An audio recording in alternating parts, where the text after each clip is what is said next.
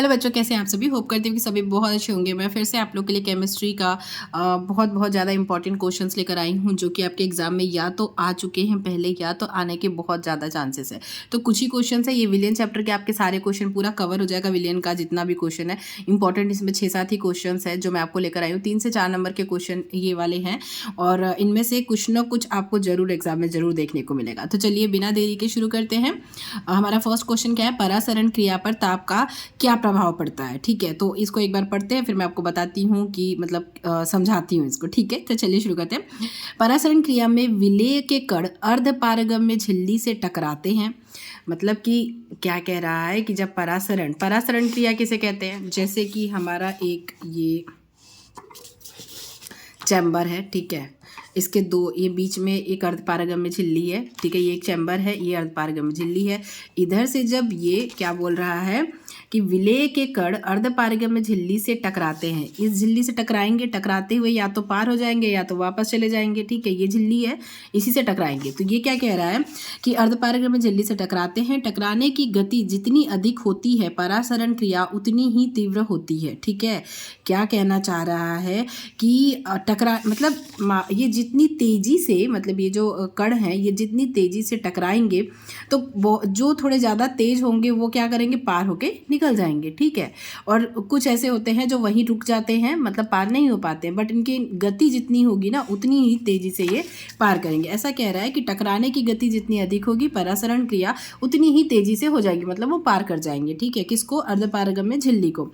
फिर क्या बोल रहा है, ताप वृद्धि विलेय के अणुओं की गति में वृद्धि करती है। तो ये कह रहा है कि जैसे हम इसको अगर टेम्परेचर देते हैं, मान लो, ठीक है, हम अगर इसका टेम्परेचर बढ़ाते हैं तो ये जो अणु है ये तेज़ी से गति करने लगेंगे। ठीक है, और इनकी तीव्रता बढ़ेगी, तो जब तीव्रता बढ़ेगी तो ये तेज़ी से क्या करेंगे, अर्धपारगम्य झिल्ली को पार कर पाएंगे। ठीक है, तो इनकी गति बढ़ जाएगी, मतलब अधिक हो जाएगी, इनकी गति में क्या होगी, वृद्धि होगी। तो अतः परासरण क्रिया की गति में भी वृद्धि होगी। तो क्या होगा, परासरण क्रिया पर ताप का क्या प्रभाव पड़ता है कि जब ताप को बढ़ाया जाता है, मतलब ताप में जब वृद्धि होती है तो उसकी वजह से परासरण की क्रिया की गति में भी वृद्धि होती है। इतना आपको पता होना चाहिए, बाकी आप थोड़ा बहुत घुमा के आप उसमें लिख लीजिएगा ताकि आपको 3 नंबर पूरे मिल जाए। ठीक है, नेक्स्ट हमारा क्वेश्चन है, विलयन के अणु संख्य गुणधर्म किस कारक पर निर्भर करते हैं। तो अणु संख्य गुणधर्म विलयन में उपस्थित विलेय के मोलों की संख्या पर निर्भर करते हैं। किस पर निर्भर करते हैं कि किस पर, विलयन में उपस्थित, जो विलयन है उसमें उपस्थित, उसमें विलेय विलायक दोनों होते हैं। ठीक है, तो जो विलेय के मोलों की संख्या होती है उन पर निर्भर करते हैं। यदि विलेय का आयनन या संगुणन होता है तो अणु संख्या गुणधर्म क्रमशः अधिक या कम हो जाता है। मतलब आयनन या संगुणन पे ही डिपेंड करता है कि अणु संख्या गुणधर्म अधिक होगा या कम होगा। ठीक है, नेक्स्ट हमारा क्वेश्चन क्या है, जब 6.5 ग्राम एस्पिरिन C9H8O4 को 450 ग्राम एसिटोनाइट्राइल मतलब CH3CN में घोला जाए तो एस्पिरिन का एसिटोनाइट्राइल में भार प्रतिशत ज्ञात कीजिए। वैसे तो देखिए न्यूमेरिकल है, मैंने सोचा था कि न्यूमेरिकल के लिए एक अलग वीडियो बना दूंगी, बहुत ज़्यादा टफ नहीं है, बहुत इजी है ये। ठीक है, इसके लिए आपको बस याद होना चाहिए, आपको याद भी नहीं करना है, आपको क्या करना है, कैसे सॉल्व करेंगे, हमें क्या निकालना है, एसिटोनाइट्राइल में भार प्रतिशत। ठीक है, तो भार प्रतिशत निकालने के लिए उसे सबसे पहले भार प्रतिशत 100 से गुणा करना है, प्रतिशत निकालना है। मतलब भाई इसका एक तो क्या पहले आप लिख देंगे कि इसका हमें भार प्रतिशत निकालना है, बराबर। ठीक है, क्या निकालना है, क्वेश्चन अगर आपको मान लो आपने नहीं पढ़ा है तो जब आपको निकालना रहेगा तो आप कैसे लिखोगे, हमें क्या निकालने के लिए बोला है भाई कि एस्पिरिन का नाइट्राइल में भार प्रतिशत ज्ञात कीजिए। तो एस्पिरिन का ज्ञात करना है, किसका ज्ञात करना है, एस्पिरिन का, मात्रा गलत हो गया है, ठीक है, ध्यान मत दीजिएगा, एस्पिरिन का क्या, भार प्रतिशत हमें क्या बोला है, ज्ञात करने के लिए। तो इसका भार प्रतिशत ज्ञात करने के लिए इंटू 100 होगा, जो भी हम इसके आगे लिखेंगे उसमें क्या करेंगे, 100 का इंटू कर देंगे, तब जाके प्रतिशत निकलेगा। ये तो आपको सभी को पता ही है। अब क्या निकालना है, अब हमें दिया क्या है पहले देख लेते हैं। क्या दिया है, 6.5 ग्राम एस्पिरिन दिया है। क्या दिया है 6.5 ग्राम एस्पिरिन को 450 ग्राम एसीटोनाइट्राइल में घोला जाए। मतलब हमें एसीटोनाइट्राइल दिया है, ठीक है, एसीटोनाइट्राइल का भार दिया है और एस्पिरिन का दिया है। तो अब क्या करेंगे हम, एस्पिरिन का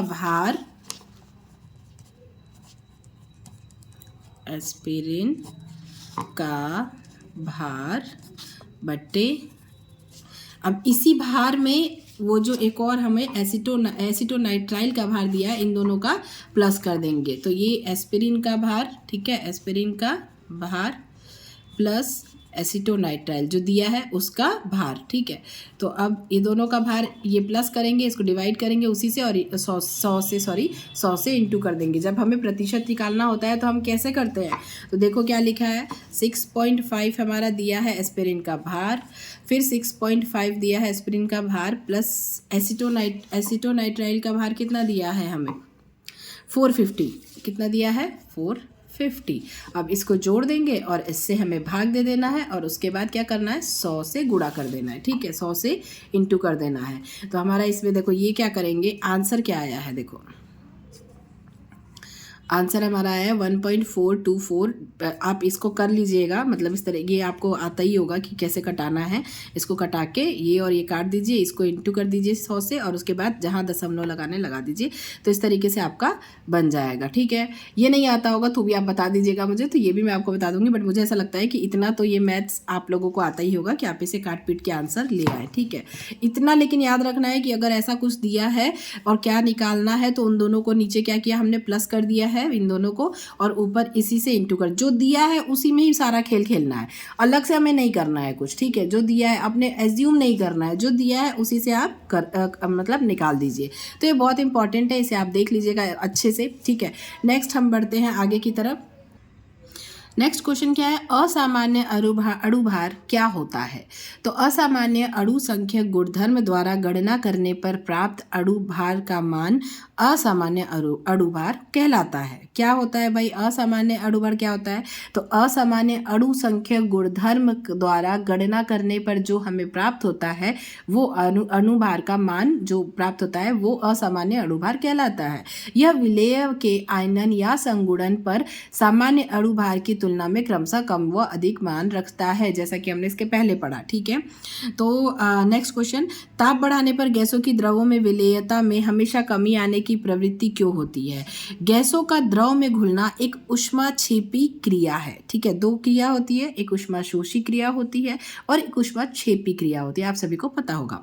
तो गैसों का द्रव में घुलना, द्रव में जब वो घुल जाता है तो एक ये क्या होती है, एक ऊष्माक्षेपी क्रिया है। जैसे जैसे ताप बढ़ता है तो साम्यावस्था पश्च दिशा में स्थापित होती है।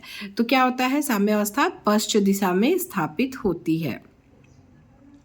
तो ये क्या रहा है कि गैसों का द्रव में घुलना कौन सी एक क्रिया है, ये भी एक नंबर के क्वेश्चन में आपका आ सकता है कि ये एक ऊष्माक्षेपी अभिक्रिया है, ये आपको याद रखना है, ठीक है। क्या कौन सी क्रिया है, ऊष्माक्षेपी। तो जैसे जैसे ताप बढ़ता है वैसे वैसे साम्यावस्था पश्च दिशा में स्थापित होती जाती है। नेक्स्ट, यदि नाइट्रोजन गैस N2 को 293 केल्विन पर जल में से प्रवाहित किया जाए तो 1 लीटर जल में कितने मिलीमोल नाइट्रोजन N2 और विलेय होगी। N2 का आंशिक दाब इतना दिया है हमें, ठीक है, तथा 293 केल्विन पर नाइट्रोजन के लिए हेनरी स्थिरांक KH का भी मान दिया हुआ है। तो अब आपको ये निकालना है, ठीक है। ये क्वेश्चन आपका ऑलरेडी 2019 में पूछा जा चुका है। तो ये सारे मतलब इसमें भी जो दिया है वही देखिए, वही लिख के इसने आगे बढ़ा है। क्या दिया है हमें, P दिया है प्रेशर, ठीक है। कितना आंशिक दाब कितना दिया है हमें 0.987 बार, ठीक है। क्या दिया है 0.987 बार। स्थिरांक कितना दिया है, KH हमारा स्थिरांक है 76.48 बार। फिर उसके बाद फिर प्रेशर एक और एक P KHX हमें निकालना है, ठीक है। ये हमें क्या करना है, निकालना है।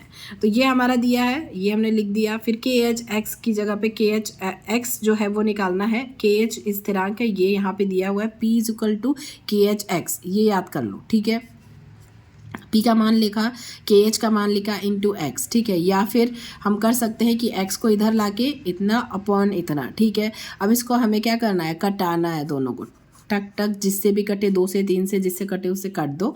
काटने के बाद इतना हमारा मोल आंसर इसका आया है। अब उसमें क्या किया है इसने, उसमें 1000, ठीक है, 1 लीटर का है ना, तो 1000 से इंटू कर दिया तो 12.9 मिली मोल इसका आंसर आ गया है। ये भी क्वेश्चन हमारा 2019 में पूछा गया है। तो इसमें बहुत सारे क्वेश्चन हैं जो पूछे जा चुके हैं। ये आपका भी, ये भी देखिए 2019 में पूछा जा चुका है। ये भी एक हमारा मतलब न्यूमेरिकल है कि 298 केल्विन पर CO2 गैस की जल में विलेयता के लिए हेनरी स्थिरांक का मान दिया हुआ है, ठीक है। 500 ml सोडा जल में 2.5 ATM दाब पर बंद किया गया है और 298 केल्विन ताप पर घुली हुई CO2 की मात्रा की गणना कीजिए। हमें क्या ज्ञात करना है, घुली हुई CO2 की मात्रा ज्ञात करनी है। क्या क्या दिया है, प्रेशर दिया है 2.5 ATM बराबर 2.2 इसका मतलब क्या होता है 2.5 इंटू 1.01325 इतना इसका इंटू P 10⁵ ये इसका मतलब वो होता है पूरा ATM का मीनिंग होता है, ठीक है। इसको हमने इसमें कन्वर्ट कर दिया है। फिर PA दिया है PA का क्या PA क्या है 2.533 इंटू 10⁵ PA। तो ये मैं आपको मतलब थोड़ा सा वो है कि मतलब इसको समझने के लिए, थोड़ा सा समझाने के लिए, इसके लिए अलग से टाइम लगेगा। तो मैं आपको ये अलग से न्यूमेरिकल की वीडियो प्रोवाइड करा दूंगी जिसमें ये सारे इंपॉर्टेंट वाले न्यूमेरिकल होंगे, ठीक है। अच्छे से उसमें ईजी वे में समझा दूंगी। ये हमारा एक और क्वेश्चन है जो बहुत ज़्यादा इंपॉर्टेंट है, देख सकते हैं आप 2022 में भी पूछा जा चुका है, ठीक है। तो चलो देख लेते हैं। 23 देखो 23 और 24 में नहीं पूछा है, तो हो सकता है कि इस साल पूछ ले। तो जल मतलब शुद्ध जल की मोललता ज्ञात कीजिए, H2O = 18। तो ये आपको मतलब कई बार 3 नंबर में पूछा जा चुका है। तो 3 नंबर पाने के लिए बहुत ही आसान क्या करना है आपको, जल के 1000 ml का भार 1000 ग्राम होता है। कितना होता है, 1000 ml का भार कितना होगा, 1000 ग्राम होगा। तो इसकी मोललता ज्ञात करेंगे हम। तो मोललता = 1000 ग्राम विलायक में मोलों की संख्या, क्या 1000 ग्राम विलायक में मोलों की संख्या।